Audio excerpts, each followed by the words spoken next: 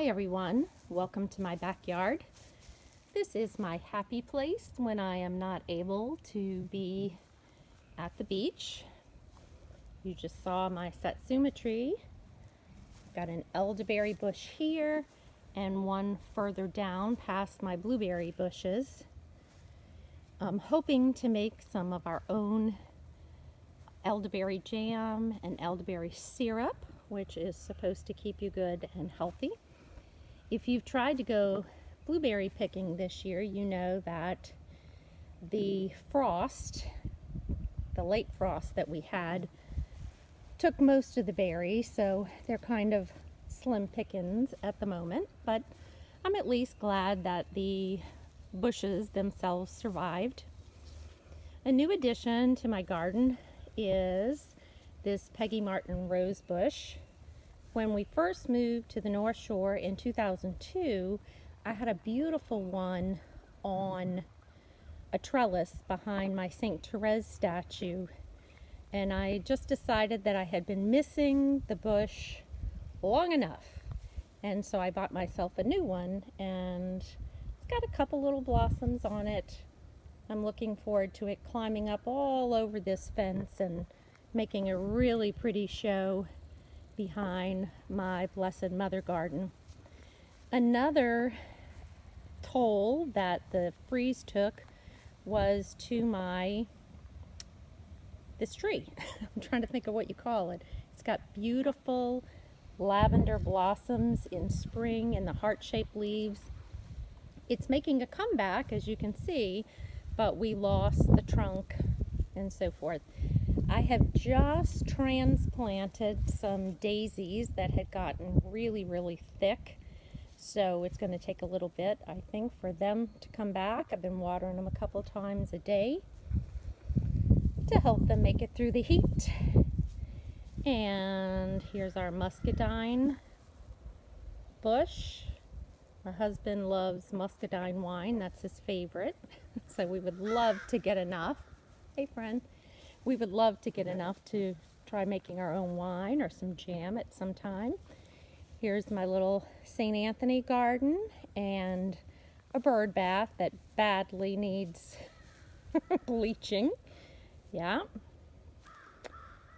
I have added 2 azalea bushes on either side of the gate this year so that hopefully next year they will make a real pretty show. These are the traditional ones, not the ones that only bloom in like February, March, but have that brilliant, bright pink, or yeah, like hot pink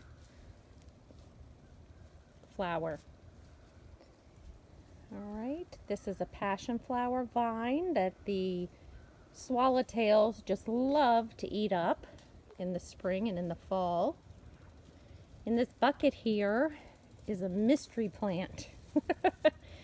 I planted some seeds that I had kept from something I had eaten last year, and I was thinking maybe spaghetti squash, but the seed doesn't really look like spaghetti squash. It looks more like honeydew melon, so we're waiting for those to be fully ripe to see what exactly they are.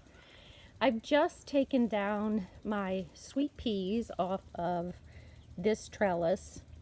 They were really struggling due to the heat, no matter how much I watered them or fertilized them.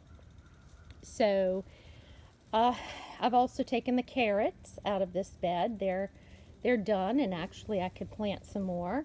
And you can see that the okra is super happy. I love okra flowers. I think they're one of my favorite flowers. I mean, I don't know that they would hold up in an arrangement, but they surely are beautiful. And last fall, I planted some sweet potatoes, and apparently I left one in the ground. They're coming up, so we're going to see what happens with them. This is my green bean and corn garden. And as you can see, I am often guilty of overplanting, but I tell you what, I surely have gotten plenty of green beans to share and to put in the freezer. And you can see a cucumber in the making there. And I've got a couple more that are getting to be a good size. And then some in my kitchen. I told my grandson he loves corn, that when he comes over, we're going to pick the corn and cook it so that he can eat it.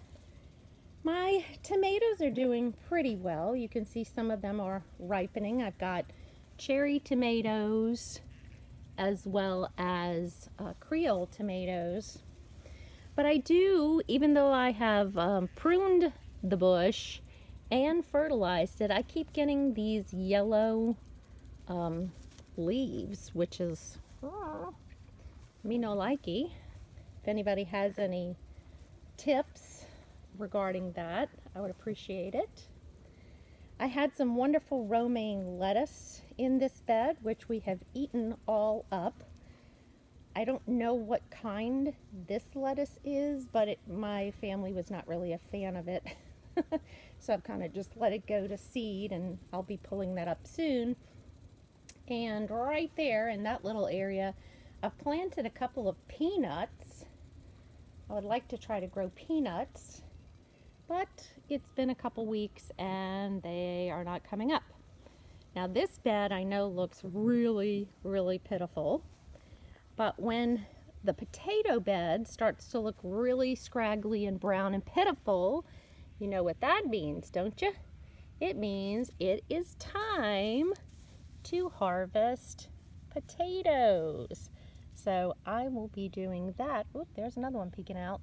I will be doing that very soon. In the back, you see my asparagus fern and some bell pepper plants. I have not been cutting the little asparagus that come up. I've been told that for the first couple of years you need to let them go to fern so that the crown fully develops and that you get more asparagus and more quality asparagus over the years. Now, you know, that's if you can protect them from frost and keep them alive, right? Yeah. So, it's our back porch. We're so blessed to be up against the woods. There's a private airport on the other side of those woods, and we're hoping that it stays. Yeah. There's our fire pit, and Andrew and I were hiding Easter eggs, and you can see that we did not find that one. Here in my pots, I've got some raspberry plants and some red onions. This beautiful, I think, avocado tree that we've been trying to protect from the freeze. It's really taking off this year. This is a pineapple guava plant. Something unique about that is that when the fruit is ripe, it's supposed to drop to the ground all by itself. You don't have to pick it. I had that in the ground by my fence, and it just didn't seem to be happy. And now I have it in a pot where it has grown exponentially, but as you can see, the pot that it's in is much too small. It needs to be replanted. Here are my eggplant. Excuse me. Made some eggplant parmesan for my dad this past week. And I have just repotted and thinned my strawberries. That's why they're looking a little shabby. All right. This is the tour of my happy place. Just wanted to share. And lastly, a little find. I went to the Goodwill thrift store today, and I was able to purchase this basket for just $5, and it is so perfect for coming out in the garden in the evening and harvesting. So I am so grateful for that little special find. I hope that you all have a very blessed day. Give thanks to the Lord, for He is good. His love endures forever. Amen.